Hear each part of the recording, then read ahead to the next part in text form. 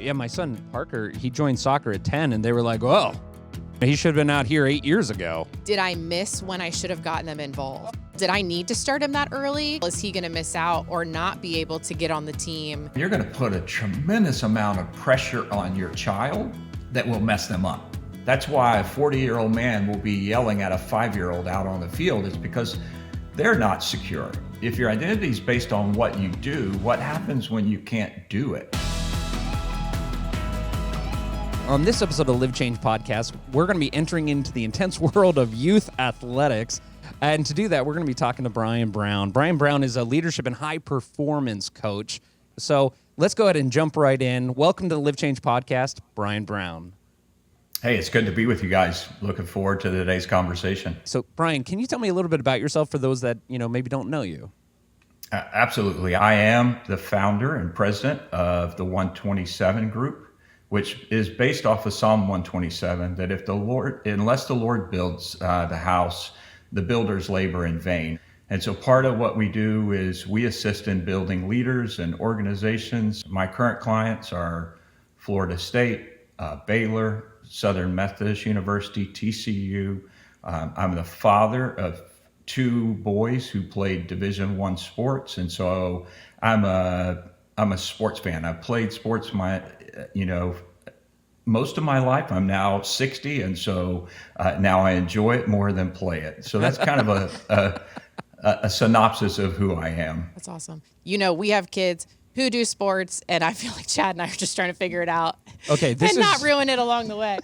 Brian, let's just get real a second. These questions and this conversation is really just for Joanna and I. Oh my goodness. And everyone else can just listen in. I feel like sports registration just opened, or some of them are about to open, and it was just like, okay, now what? Are we doing this again? Are we doing it good? So anyway. And to start out, Brian, so we're going to talk about all the questions that we have about the pressures that are on young athletes, what our role as parents should be. But before you get into that, talk about, you like sports. So we're going to talk about some of the pitfalls, but talk about the fact that sports are actually a good thing for kids, and we're not going to bash sports here today. So tell us, what are some of the good things that come out of sports? So yeah, I'm a huge fan of sports. And the reason being is that there are things in life that you go through that are great teachers. And sports are an incredible teacher. And so when I'm working with athletes, part of my role with any of the programs I work with, and I'm not one of those guys that just comes in and gives one speech. Most of my sports clients I've had, the longest team I've had has been over 10 years, and I'm with them throughout the entire season. And so I get embedded into the team. But what we're trying to do all the time is use the game to prepare you for life, not let the game use you. So I think for one of the first questions Joanna and I kind of agreed upon here today is this pressure that we as parents feel. So I think there's a lot of parents like that struggle because we want our children to reach this full potential. What I don't even know what the goal is, but we just know it's full potential, and that includes athletically. And so there's this balance between wanting our kids to reach this mythical full potential, but also not being too hard on them, putting too much pressure on them, putting too many expectations on them. So what's at stake if we get this wrong? And can you unpack a little bit of this kind of tightrope that these parents are walking?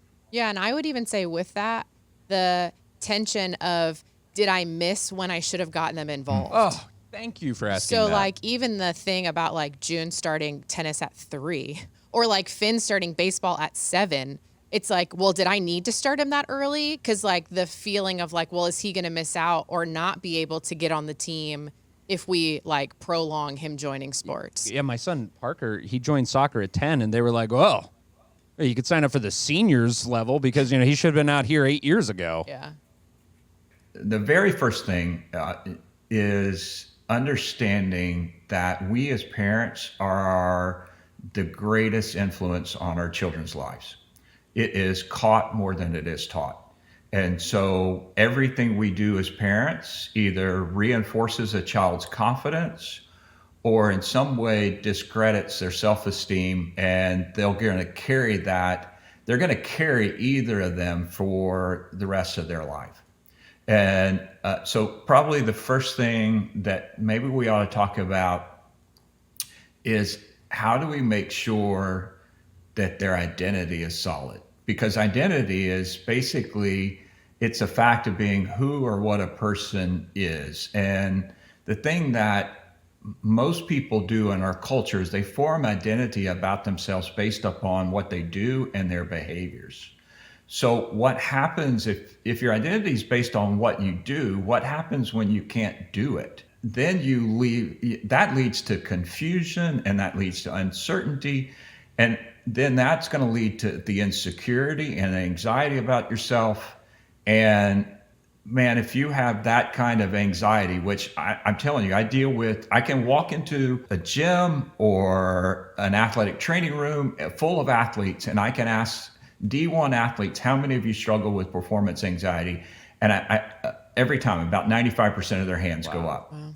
And that leads to psychological issues, that leads to burnout. That's not freedom. And so you ask about when should we get kids involved? I think there's a couple things. One, you better make sure that you as an adult is in a healthy place and you understand where your identity and security comes from, because if not, you're going to try to get it through your kid and then you're going to mess them up.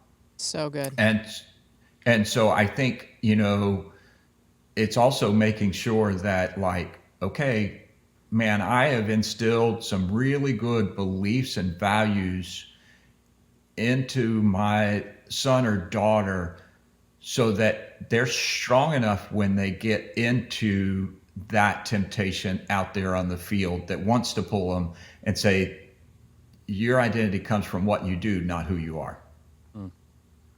Yeah, Wow. that's so good. Oh my word! That I We love can that just you stop said here. that. Yeah, that was. Yeah, check yourself. Like basically telling, I didn't expect you to go there. I thought you would talk about the don't put pressure on them, but it's starting with where the pressure comes from. Is why am I yelling? Why am I pushing? What is the purpose of it? And doing an honest discussion and honest kind of dissection of your own heart. That's. In our culture, people talk about FOPO a lot as a great restrictor of high performance. And I don't know if you've ever heard that phrase or not, but what FOPO is fear of other people's opinion. Oh. And that is, you think as a parent, if your identity isn't secure, then when your kid walks out on that field, then that's an extension of you and how they perform. Then you have that fear that that's how I'm going to be perceived by other people. Mm-hmm. And oh my gosh, I see that in youth sports all the time. That's why a 40-year-old man will be yelling at a 5-year-old out on the field. It's because they're not secure. Yeah. And they're worried about what other people think of them instead of investing in these kids to help them use the game to prepare them for life. Yeah. And yeah. I think we got to remember to, we're not raising 12-year-old baseball players. We're raising 34-year-old husbands, fathers, and professionals. Mm-hmm. You know what I mean? And so it's like, what maybe gets you a little bit better baseball at 12 is it making them a better adult someday? Mm-hmm. And asking those kind of questions. Brian, I'm sorry. Yeah, I deal with a coach of the year taking his team to the Final Four, but he is always more concerned about how he is developing his athletes to be a blessing in later in life. And how am I developing you, one, to be a follower of Christ, two, be a leader in your family, in your community, in your vocation. His outcome, he knows, isn't what happens on that court this year. It's what happens 20, 30 years from now. And they revert back to this is how the game shaped them. Yeah. But you think about how many, I'm a guy, so I can pick on guys, but how many 40-year-old men are getting their identity because their little league team won 10 games this year and they're better than Joe who won 8. And it's like, wait, did you forget this was about the kid and not about you? It's called little league, not adult league. Yeah. Wow. So, Brian, what I'd like to do is Joanna and I are going to go back and forth kind of telling you some beliefs that we've heard parents say. And I want you to kind of tell me, is it truth, is it fact, or is it fiction and myth? So first belief, I've heard this myself. I want my child to play sports through school because it will lead to them playing in college. Is that belief, how factual is that? Okay, well, let's talk about, first of all, let's talk about at the elite level in college, which would be Division I athletics. Yeah, and that's what a lot of parents are kind of wanting. If you're a high school athlete, your odds of playing Division I athletics is around 2% off of your varsity team. Wait. So you think about that. You have to first make it to the varsity level, and then only 2% actually get to play D1. If you're not playing just college sports in general, it's about 5 to 7% that you have the ability to either play D1, D2, D3, NAIA, or junior college. Wow. Both of my boys, they're American teens. You got to remember that some sports are international sports. So in college, tennis is about 65 to 70% international students. So my boys' chances were less than 1% that they would play Division I athletics. So you better know that going in. Otherwise, you're going to have stress as unmet expectations. And if you believe that just because they're playing high school sports means they're going to play college, you're going to have a lot of stress in your life. And I think we're selling promises to our kids because I've done this, and I knew nothing. Before meeting you, Brian, I was like, I don't know, you might go pro. I don't know. You just learned soccer, but, and I think we have these beliefs that we have, but the cold, hard reality maybe changes the priority that we put on some of these sports in their lives because they're 100% going to be an adult. But they are 3% going to be in college sports and like less than that D1. So, yeah, and the odds of you really making a top 20 program are roughly 1,000 to 1 across sports and things. And so, okay, and the other thing is that I didn't play. I was on a club sport. I played volleyball in college at Texas A&M. It was a club sport, but we were really, really good. And I don't know if you know this, but there are 2 million student athletes compete in club sports every year. Now, I played a club sport at I'll tell you my age, 1985 is what my first year on the club team at A&M. I played until 1995 was my last year in U.S. Open volleyball. But I got to play until I was 32 years old. And that's what shaped me. And so, but I was never, we were non-scholarship athletes, but the opportunity, and then you probably take intramural sports, which is, even higher than that. So the game's a great teacher. You can be involved. It's just at what level you want to be at. Wow. That alone was worth the price of admission. So I think another belief that's easy to fall into kind of the trap of is playing sports now as a financial investment into their future education, and it'll pay off when they get a scholarship to college. So what does that look like? First off, has anybody really looked at the market and realized how expensive college is? What are you trying to do to me, Brian? Yeah. Like, it's getting real depresso here. Yeah, so I don't know if you've ever heard of what's called COA. It's cost of attendance, and it's what universities put out. They will publicize their COA, their total cost for a school year, meaning their fall and spring semester. And because, like you said, I was in Pennsylvania in October speaking with that school district, out at the top, I think 15 or 20 colleges in Pennsylvania, the average cost of attendance for the year is, you want to guess? I don't want to guess. This is the worst game of trivia ever. Yeah, exactly. Yeah. Sorry, I put you on the spot. It works out to about 94,000 a year. So now, I have to go. yeah, yeah. So that's $400,000 for a 4-year degree. Yeah. Because So you're tell paying me for the now, college should my 3-year-old experience. start tennis? Well, okay, so let's take that. So both of my boys play tennis. I'm the parent of a junior tennis player. Let's say that I live in the great state of Pennsylvania. I want them to play D1 at a program close to home. So looking at the programs in Pennsylvania, I looked. Well, let's take Bucknell for example. Great school. Well, the cost of attendance is $80,000 to go there for a year. The tennis is what's called an equivalency sport. And you need to understand that as a parent. There are head count sports because you think, oh, well, they're going to get a scholarship. Well, head count means that they get their cost of tuition and things. Equivalency means they only get a partial because a thing like men's tennis, you have 10 to 12 players on the team, but you only have 4.5 scholarships.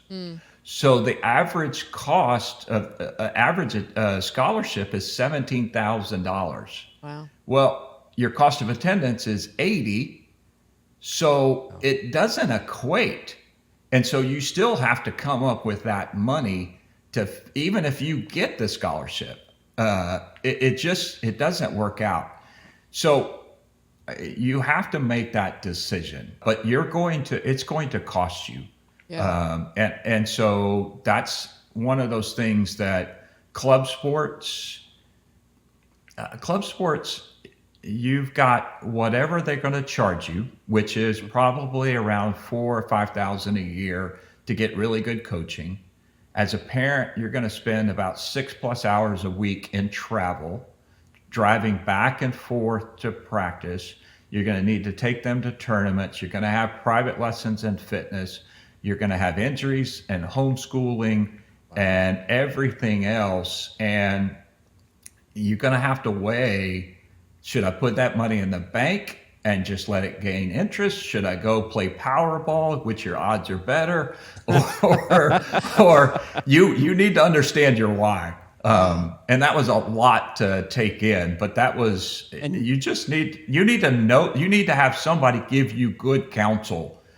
Because you'll wake up and you'll not realize, man, I wasted a lot of energy and effort and it didn't meet my expectations. So you're saying that out of all of these athletes that are in the U.S., only 1% to 3% are going to play college. And out of that, a fraction of that is going to get a scholarship. And out of those scholarships, most of them are not full rides. Right. So you are talking a little bit. You're getting close to Powerball odds here of getting kind of a full ride scholarship, and I imagine you also have to play at that level, or you lose your scholarship. Or academically, or every. Oh yeah. We'll talk about academics because if you don't understand, you're a student athlete, and the programs I work with are.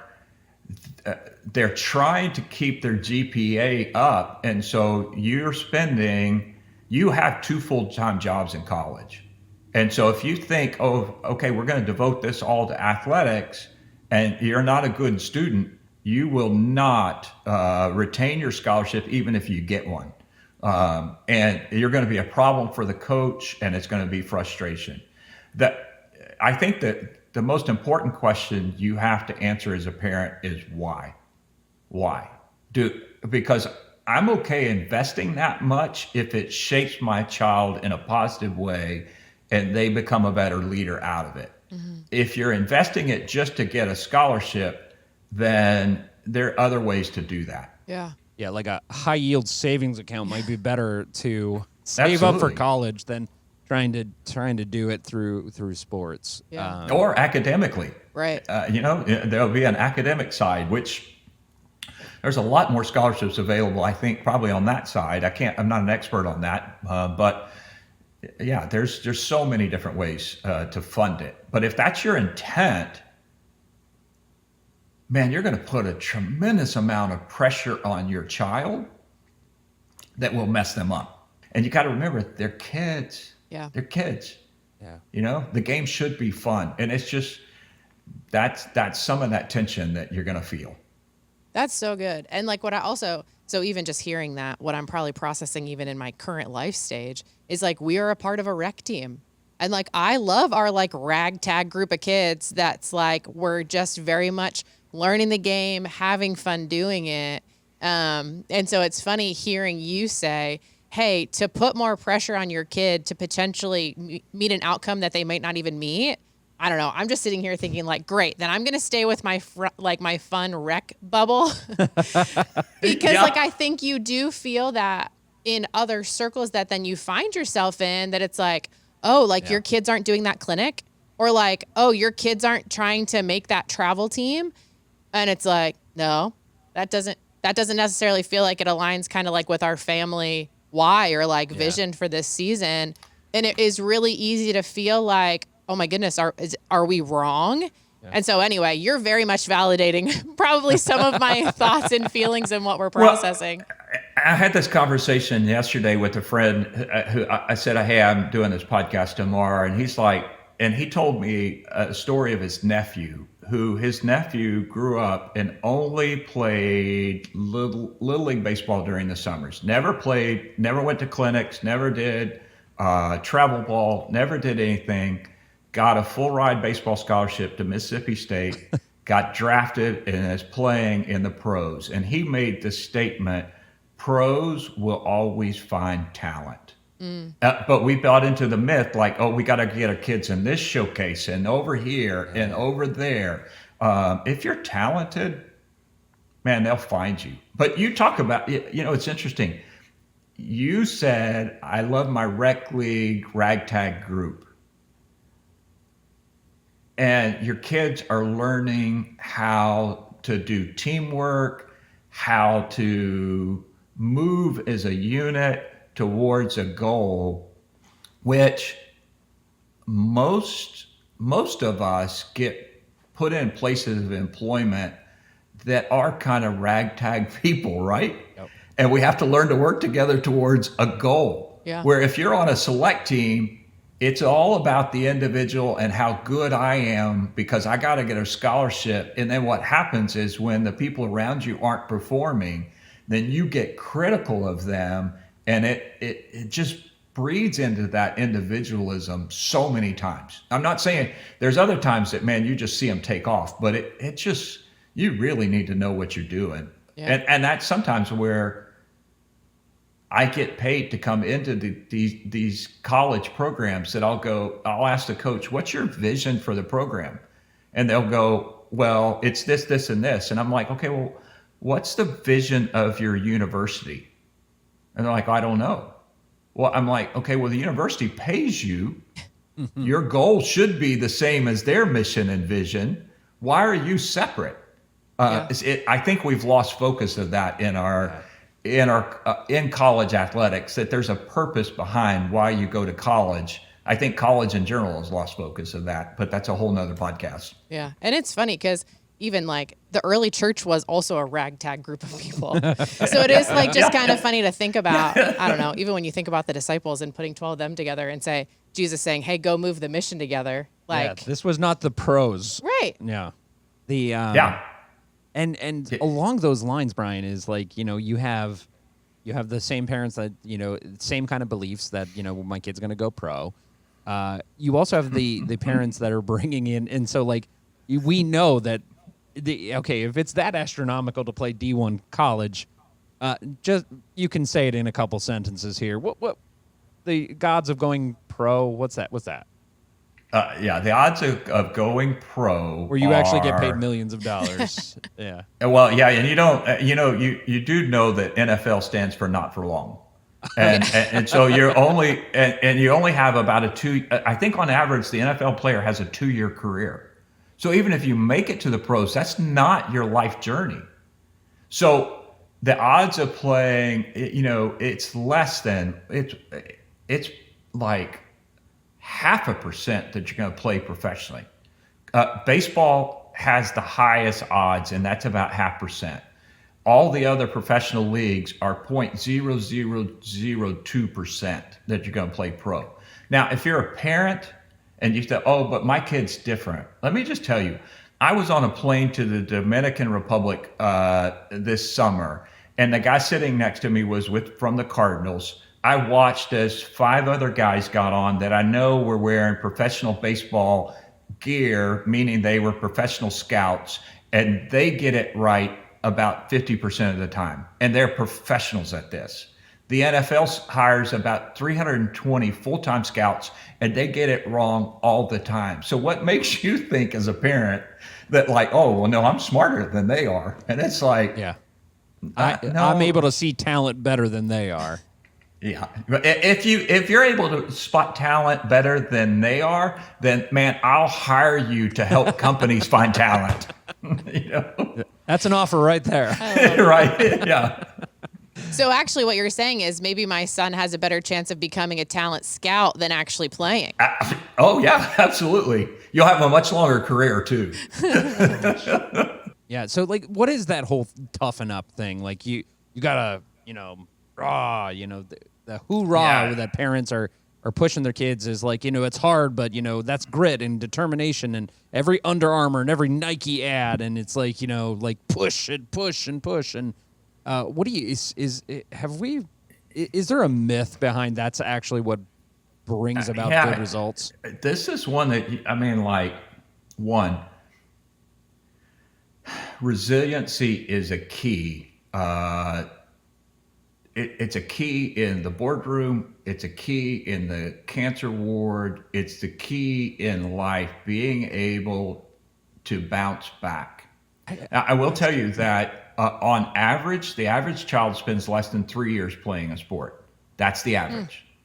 So you go 3 years and you're going to invest, you're going to push for something that most of them across most sports, they quit by the age of 11 because it isn't fun anymore. So if you're going to leverage all those things that sport teaches and you start to push them too much to where the game isn't fun, then you're going to miss out on all those benefits. And so it's finding that right ratio and balance, and that requires some trial and error just based on your child.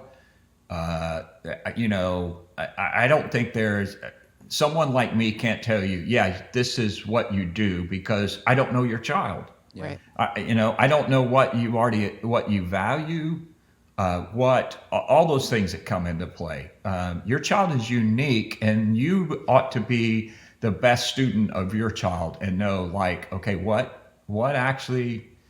drives them, and how do I help them see the fun? How do I help them see the benefit? They're going to have to put in the effort. It's not just handed to them. All those things. Yeah. And I will tell you the greatest myth that I have dealing with a college athlete is they're getting stronger in their training, when we're having to go, no, growth happens in the recovery. It happens when you get in the ice bath. It's when when in your sleep, you tore down the muscle in the training, it rebuilds in the recovery. And you think if you apply that to your kid in sports, that competition was training, but you got to give them a chance to recover. And be a kid. Yeah. You know what I mean? Absolutely. Like a season without a sport, It's like soccer every season, but not this one. This one you're just gonna kick, a ball on the backyard. You're just gonna be a kid. So, and I'm curious too. Like you touched on this a couple of times from even the young adult athlete lens, and we have a pretty broad audience here on our podcast. Like, what's something you'd actually say to a young adult who is experiencing, whether it's the time in the recovery or the, hey, college is over, I'm no longer playing, and I have misplaced identity now? Like, what would you say to those young adults? Yeah, I think, first of all, that, man, your creator created you for a unique purpose. And when you find that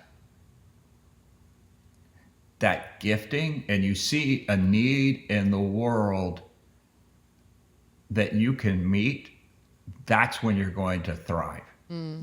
Sports help you kind of sports hopefully brought some self-awareness to you to what are my giftings and how do I work with people and how do I, God's the giver of all good gifts. I'm asked now to steward those gifts, and how do I take those gifts to a multiple?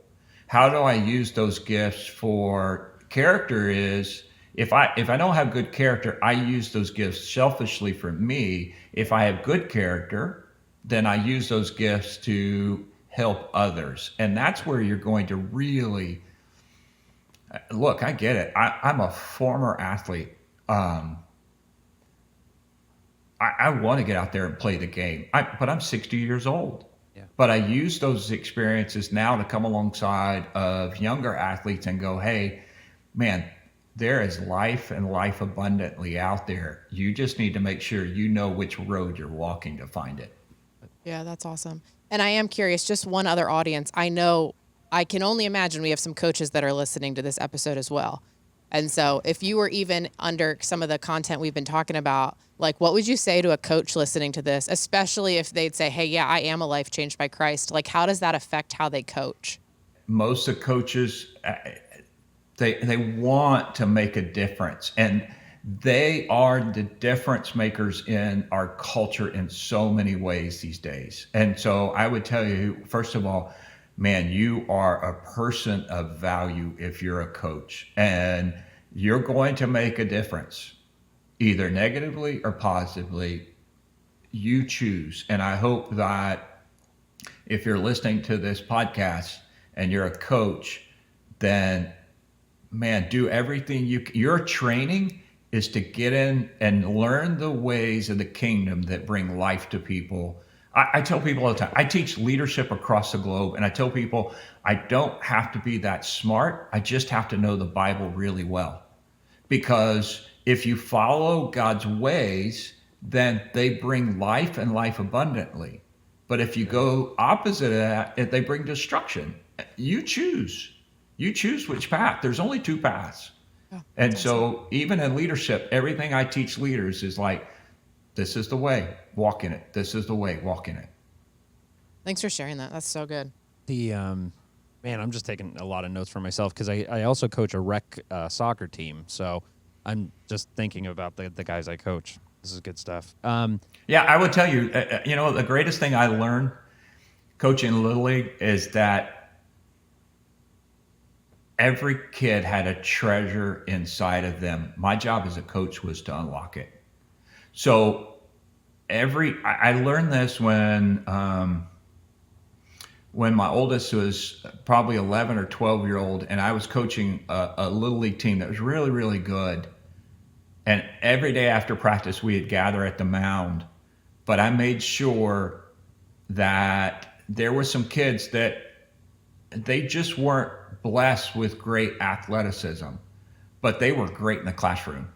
And so I would ask their parents, hey, what was something that you're proud of him this week?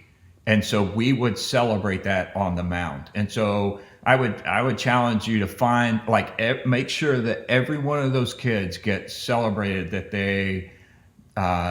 there is value in them, and find a way as a coach, do the hard work to find out what that is. Would you recommend, if you're a parent with an exceptionally talented child,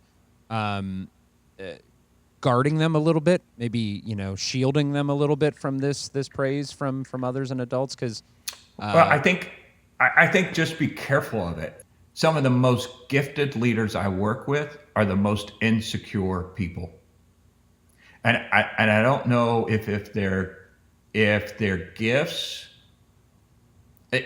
if their insecurity drove them to develop their gifts, or if they were just naturally gifted and they got so used to that applause that when they don't have it, they're just insecurity. So I think you just have to be cognizant of the applause of men. Yeah. And if you're like a freak of an athlete, you didn't have anything to do with that. You just got good genes. You know, it's like Yeah. so. That's a little bit of the challenge. It's like receiving a package from Amazon. You had as much to do with, putting that thing together as a lot of these kids with sports. Yeah. You just signed for it. So So, what are some of your research about like the warning signs of strain? And I use the word strain because it can cover a multitude of things: strain mentally, strain emotionally, mental health, physical strain. Uh, we don't want to have unhealthy kids. What's a parent looking for to avoid that? That maybe their kid is toasty and possibly under strain with sports. there's two emotions that really drive things, and one is love and one is fear. And fear is a driver and will produce things, but it's always going to contract. And so if your kid is fighting, fleeing or freezing on the court, then you know that they are driven by some state of fear. And that goes back to my identity is coming from my performance. And so they're going to fight you to go to practice. They're going to fight a coach. They're just going to fight. And so that's the identifier that goes, okay, fear's driving this. And as a parent, perfect love cast out all fear. And we know that comes from God, but as a parent, man, love is a motivator too, and it expands. And so if they're loving it, they're going to find joy. And if they're finding joy, they'll be an asset to a team. And so I think simplify it and just look, is there fear right now? And the markers are fight, flight, or freeze. And you can see that. Or are they being driven by love and there's joy and peace and confidence in that route? And I think if we don't listen to the indicators, so if we don't Yeah. listen to the indicators, you can have emotional damage, mental damage, even with the physical indicators. I have a friend of mine who played college field hockey, and not not D1 kind of. I'm sure there's D1 field hockey, but there's Olympic field hockey. But was an exceptional athlete. But she, for the last 20 years, has dealt with excruciating physical damage from playing field hockey. I'm not saying field hockey is a bad thing; it's a wonderful thing. Yeah. But she didn't listen. She didn't listen to her body. She probably should have quit a lot sooner. And now the rest of her life, when she bends down to pick up her child, she has that damage that she didn't listen to her body in her teens.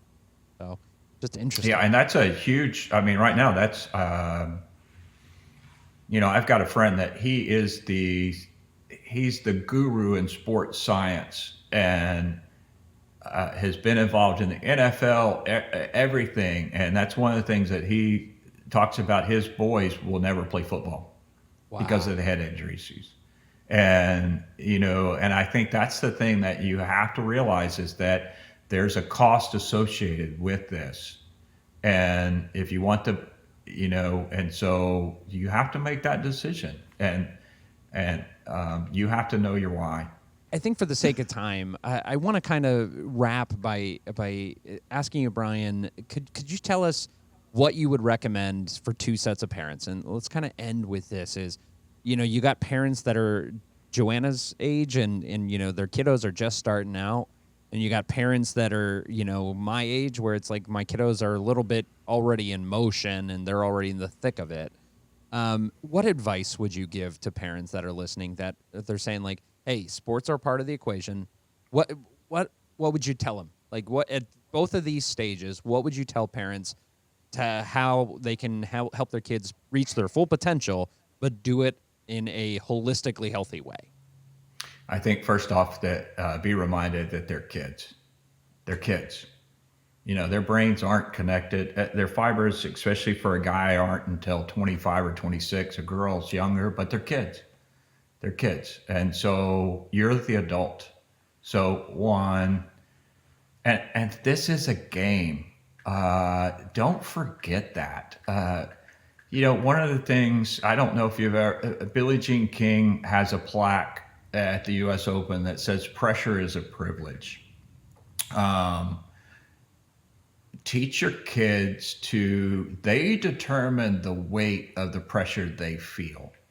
The pressure of expectation, the pressure to get it right, the pressure not to get it wrong, the pressure of time, the pressure to stand out. Those are all a privilege. You know, there's a pressure of deprivation that is, I have the pressure that I can't find enough to eat, the pressure of finding shelter, the pressure of avoiding abuse, repression, staying safe. Now, the majority of the world lives in that state of pressure. You're playing a game. Wow. You, man, have fun. You're getting to play a game. You're not out looking for a meal when you haven't eaten in a week. You're not having to be fast because a bullet's coming at you. I think that's the thing that we lose sight of what this is really about. Sports are not life or death. They're not. That's such good perspective. And I think your statement at the very beginning when you said like, hey, check yourself.